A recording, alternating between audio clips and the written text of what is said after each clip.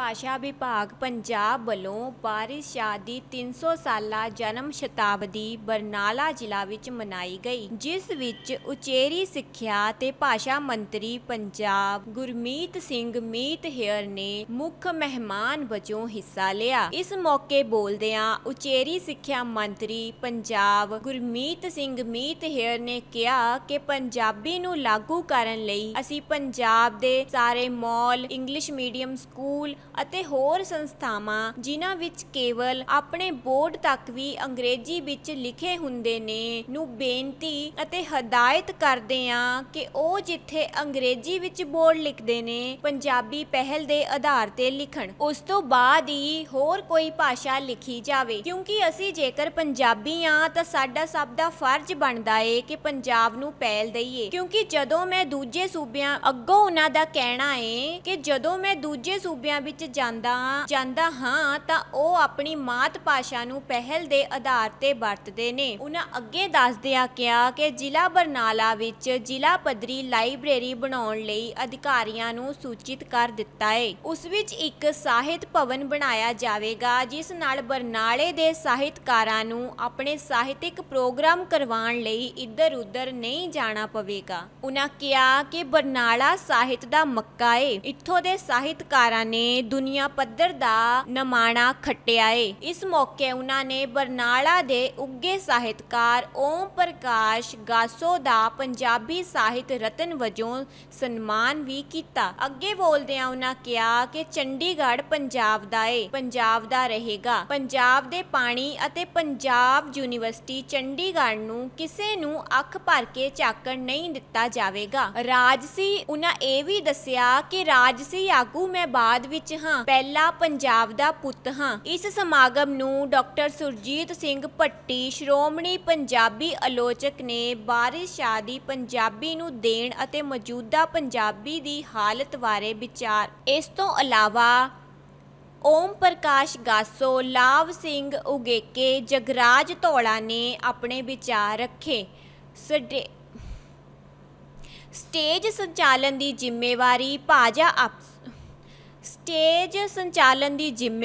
ਭਾਸ਼ਾ ਅਫਸਰ ਪਟਿਆਲਾ ਤਜਿੰਦਰ ਸਿੰਘ ਨੇ ਨਿਭਾਈ। ਇਸ ਮੌਕੇ ਕੀਰਤੀ ਕਿਰਪਾਲ ਬਠਿੰਡਾ ਵੱਲੋਂ ਨਿਰਦੇਸ਼ਿਤ ਵਾਰਿਸ ਸ਼ਾਹ ਦੀ ਜੀਵਨੀ ਪ੍ਰਗਟ ਕਰਦਾ ਨਾਟਕ ਵੀ ਦਿਖਾਇਆ ਗਿਆ। ਇਸ ਮੌਕੇ ਬਰਨਾਲਾ ਦੇ ਉੱਘੇ ਸਾਹਿਤਕਾਰ, ਰਾਜਸੀ ਆਗੂ ਅਤੇ ਬਰਨਾਲਾ ਦੇ ਭਾਸ਼ਾ ਵਿਭਾਗ ਨਾਲ ਸੰਬੰਧਿਤ ਅਫਸਰ ਕਰਮਚਾਰੀ ਵੀ ਹਾਜ਼ਰ ਸਨ। ਬਰਨਾਲਾ ਤੋਂ ਅੱਜ ਦੀ ਆਵਾਜ਼ ਲਈ ਬੰਦਨ ਤੋੜ ਸਿੰਘ, ਬਰਨਾਲਾ ਦੀ ਰਿਪੋਰਟ। ਸਾਡੇ ਸਤਿਕਾਰਯੋਗ ਮੁੱਖ ਮਹਿਮਾਨ ਸਾਹਿਬ ਗੁਰਮੀਤ ਸਿੰਘ ਮੀਤ ਹੇਅਰ ਜੀ, ਉਚੇਰੀ ਸਿੱਖਿਆ ਤੇ ਭਾਸ਼ਾ ਦੇ ਮੰਤਰੀ, ਡਿਪਟੀ ਕਮਿਸ਼ਨਰ ਸਾਹਿਬ, SDM ਸਾਹਿਬ, ADC ਸਾਹਿਬ, DPRO ਸਾਹਿਬ ਤੇ ਸਭ ਤੋਂ ਵੱਧ ਜਿਨ੍ਹਾਂ ਕਰਕੇ ਮੈਂ ਮੇਰੇ ਦੋਸਤ ਓਮ ਪ੍ਰਕਾਸ਼ ਗਾਸੋ ਜੀ, ਪ੍ਰਿੰਸੀਪਲ ਰਕੇਸ਼ ਕੁਮਾਰ ਅਤੇ ਬਰਨਾਲੇ ਦੀ ਉਪਜਾਊ ਧਰਤੀ ਜਿਹਨੇ ਕਣਕ ਤੇ ਚੌਲ ਹੀ ਨਹੀਂ ਪੈਦਾ ਕੀਤੇ, ਲੇਖਕ ਵੀ ਇੰਨੀ ਮਾਤਰਾ 'ਚ ਪੈਦਾ ਕੀਤੇ ਨੇ। ਜੇ ਸਾਰੇ ਪੰਜਾਬ ਦੇ ਵਿੱਚ ਇਤਿਹਾਸ ਤੇ ਝਾਤ ਮਾਰੀਏ, 3 ਸਾਹਿਤ ਸਭਾਵਾਂ ਵੱਡੀਆਂ ਨੇ, ਲਿਖਾਰੀ ਸਭਾ ਬਰਨਾਲਾ, ਲਿਖਾਰੀ ਸਭਾ ਜਗਤਪੁਰ ਗੰਗੀਕੋਟ, ਲਿਖਾਰੀ ਸਭਾ ਰਾਮਪੁਰ। ਪਰ ਮੈਂ ਸਮਝਦਾ ਤਿੰਨਾਂ ਦੇ ਵਿੱਚੋਂ ਮੁਕਾਬਲਾ ਨਹੀਂ ਕੋਈ, ਹਰ ਇੱਕ ਦਾ ਆਪਣਾ ਮੁਕਾਮ ਹੈ। ਇਹ ਜਿਹੜਾ ਉਦਮ ਕੀਤਾ ਗਿਆ ਇਸ ਸ਼ਹਿਰ ਦੇ ਵਿੱਚ, ਸਾਰੀਆਂ ਹੀ ਮਾਨਯੋਗ ਸ਼ਖਸੀਅਤਾਂ ਜੋ ਮੇਰੇ ਸਾਹਮਣੇ ਬੈਠੀਆਂ, ਮੈਂ ਤੁਹਾਨੂੰ ਵੀ ਜੀ ਆਖਦਾ ਕਿ ਤੁਸੀਂ ਆਪਣੇ ਸਮੇਂ ਦੇ ਵਿੱਚੋਂ ਸਮਾਂ ਕੱਢ ਕੇ ਜਿਹੜਾ ਪਹੁੰਚੇ ਹੋ। ਤੇ ਅੱਜ ਪੰਜਾਬ ਭਾਸ਼ਾ ਵਿਭਾਗ ਵੱਲੋਂ ਵਾਰਿਸ ਸ਼ਾਹ ਜੀ ਦੇ ਜਿਹੜਾ ਇਹ ਉਹਨਾਂ ਦੇ ਜਨਮ ਦਿਨ ਤੇ 300 ਸਾਲ ਤੇ ਪ੍ਰੋਗਰਾਮ ਜਿਹੜਾ ਅੱਜ ਆਪਾਂ ਬਾਈਸ ਕਾਲਜ ਦੇ ਵਿੱਚ ਸਾਰੇ ਬੈਠੇ ਆ। ਸਾਡੀ ਪੰਜਾਬੀ ਜਿਹੜੀ ਮਾਂ ਬੋਲੀ ਦੀ ਗੱਲ ਕਰੀ ਗਈ ਆ, ਬੜਾ ਹੀ ਵਡਮੁੱਲਾ ਖਜ਼ਾਨਾ ਜਿਹੜਾ पंजाब का इतिहास है, या पंजाब के किस्साकार ने, पंजाब के कवि ने अपनी भाषा दे विच लिखिया होया। ते साडे लई बड़ी माण वाली गल है कि बरनाले जिले ने वो महान शख्सियत पैदा करियां पंजाबी लेखनी दे विच, जिन्हां दा पूरे संसार पद्धर ते जिहड़ा नाम ते होर भी वारस चानण सी। और विद्वान जिहड़ा पुरुष हुंदा है कोई जात नहीं हुंदी, चानण की कोई जात नहीं हुंदी। चानण ना मुसलमान हुंदा, ना हिंदू हुंदा, ना ईसाई हुंदा, ना पारसी। तो विद्वता जिहड़ी हुंदी है वो चानण जिहड़ा है, मैं ज्यों ज्यों सुन रहा सी इन्हां ने एक शब्द कहा सी इश्क। इत्थे मैं 13 परिभाषावां इश्क दीयां लिखतियां। 13 शब्द पच्छम तां मारा गिणिया जांदा है।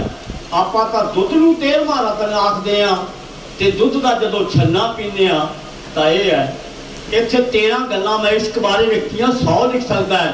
ਇਹ कलम मेरी जन्मदिन ते मेयर पार्कर का पेन दे गया सी मैनू, इहदे नाल 1000 पन्ना लिखा जा चुका है। इश्क की हुंदा है? इश्क नूं जिंदगी की इबादत कहा जा सकता है। एक गल होगी, इश्क नूं जिंदगी की इबादत कहा जा सकता है। इश्क नूं अनहद नाद कहा जा सकता है। इश्क नूं इलाही आनंद कहा जा सकता है। इश्क नूं आंतरिक इबारत कहा जा सकता है। इश्क नूं सदर की शुद्धता कहा जा सकता है। इश्क नूं सांस्कृतिक सागर कहा जा सकता है। इश्क नूं अनंत कहा जा सकता है। इश्क नूं सिद्धि कहा जा सकता है। इश्क नूं सर्वत कहा जा सकता है। इश्क अमूल्य अखियां वे जोगियां झूठ बोले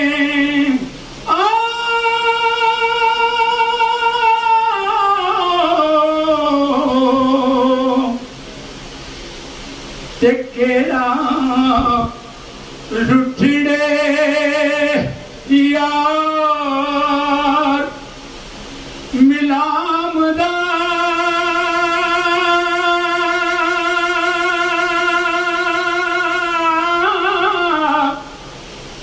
ऐसा कोई न दिखा वे मैं ढूंढ सकी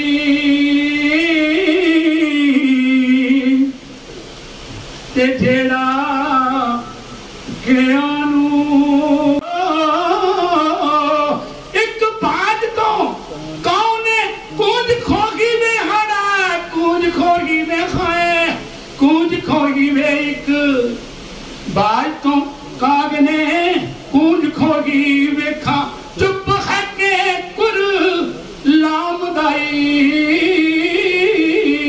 एक जट दे खेत नू अग लगी वे मैं क्या जट दे खेत नू अग लगी वे देखा आड़ के कदों बुझामदाई देवा चूड़िया क्यों दे वे वाल दीवे ओ देवा चूड़िया क्यों दे वाल दीवे वारश साज सुना कर आमदाई ओ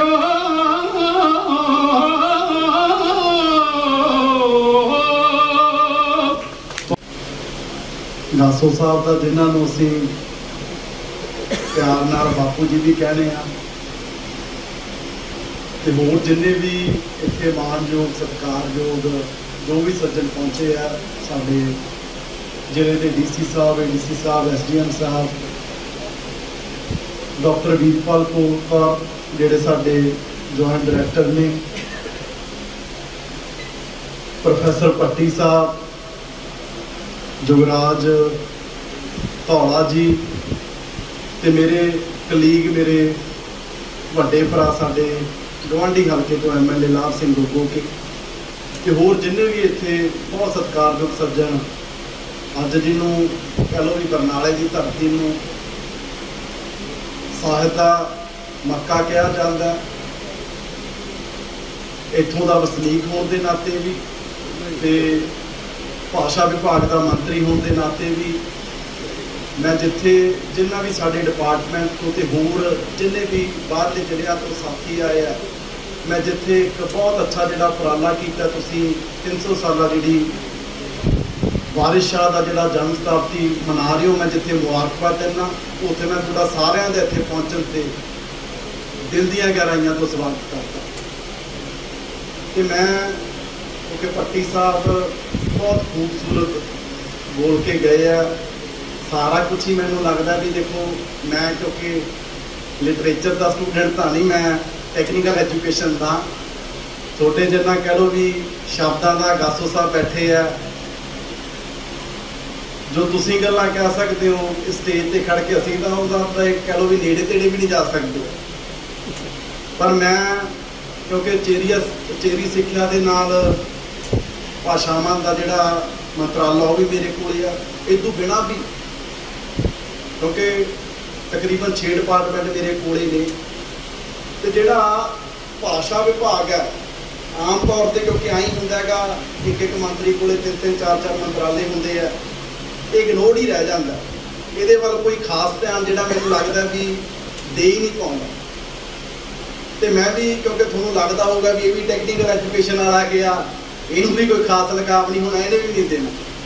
पर मेरे पंजाबी बड़े दिल के करीब है, भावें मैं लिटरेचर का स्टूडेंट नहीं पढ़ी नहीं, पर मैनू बचपन तो ही कह लो भी अखान मुहावरे हुण भी मैनू मैं कई बार भाषण देना होंदा, मैं विधान सभा च ही बोल पैना, बड़े बार बोलना बड़े बच्चों को अजकल तो जो मैनू लगता क्योंकि मैनू भी कोई स्कूलिंग की बहुता कोई टाइम नहीं होया, मैं +2 2008 के की है, ग्रैजुएशन मैं 2012 के मैं B.Tech की है।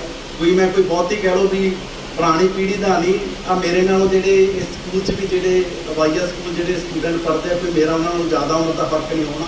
उदों भी जेडे साडे नाल पढ़ते सी बड़ियां नूं कह लो भी मुहावरे का अखान।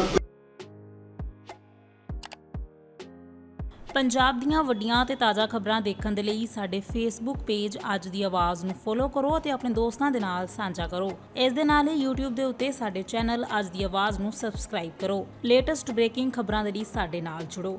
ਇੰਸਟਾਗ੍ਰਾਮ ਦੇ ਉੱਤੇ ਖਬਰਾਂ ਦੀ ਜਾਣਕਾਰੀ ਦੇ ਲਈ ਸਾਨੂੰ ਫੋਲੋ ਕਰੋ। ਦੇਸ਼ ਵਿਦੇਸ਼ ਦੀਆਂ ਵੱਡੀਆਂ ਖਬਰਾਂ ਹੁਣ ਸਿਰਫ ਅੱਜ ਦੀ ਆਵਾਜ਼ ਦੇ ਉੱਤੇ। ਅੱਜ ਦੀ ਆਵਾਜ਼ ਦੇ ਅਖਬਾਰ ਦਾ ਈ-ਪੇਪਰ ਐਡੀਸ਼ਨ ਪੜ੍ਹਨ ਦੇ ਲਈ ਸਾਡੀ ਵੈਬਸਾਈਟ ਦੇ ਉੱਤੇ ਵਿਜ਼ਿਟ ਕਰੋ। ਪੰਜਾਬ ਦਾ ਭਰੋਸੇਮੰਦ ਅਖਬਾਰ ਰੋਜ਼ਾਨਾ ਅੱਜ ਦੀ ਆਵਾਜ਼।